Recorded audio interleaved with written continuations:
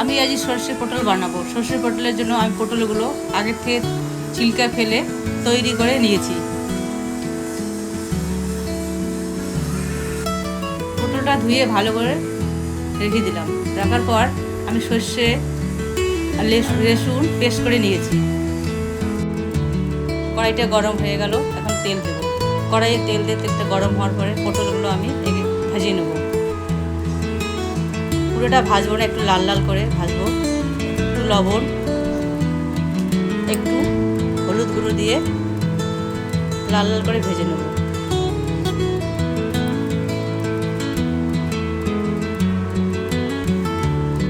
পটলগুলোকে একটু উল্টে পাল্টে ভাজবো ভালো করে। আমার ভাজা হয়ে গেছে, এখন একটা প্লেটে নেমে নেব। নেমে নেওয়ার পর ওই কড়াইয়ে একটু কালো জিরে, একটা লঙ্কা, শুকনো লঙ্কা ফোড়ন দেবো। ফোড়ন দিয়ে একটু ভেজে আমার সরষের যে পেস্টটা কড়াইয়ে ঢেলে দিলাম। তবে মশলাটা একটু নাড়াচাড়া করবো যতক্ষণ না তেল ছাড়ছে। একটু লবণ,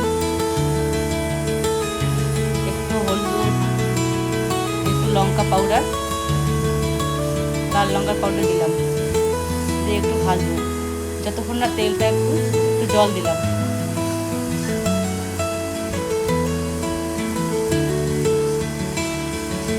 কাঁচা লঙ্কা, 4-5টা কাঁচা লঙ্কা চিড়ে দিলাম। কাঁচা লঙ্কা চিড়ে দিলাম। তারপর ভাজা হয়ে গেলো পটলগুলো কড়াইতে ঢেলে দেবো। ভালো করে একটু নাড়াচাড়া করে ভেজে নিয়ে একটু জল দেব। আর একটু পরিমাণ মতো জল দেব।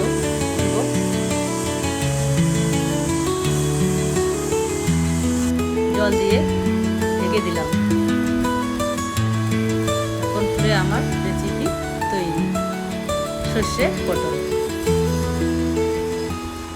তারপর একটা প্লেটে নেমে নিলাম।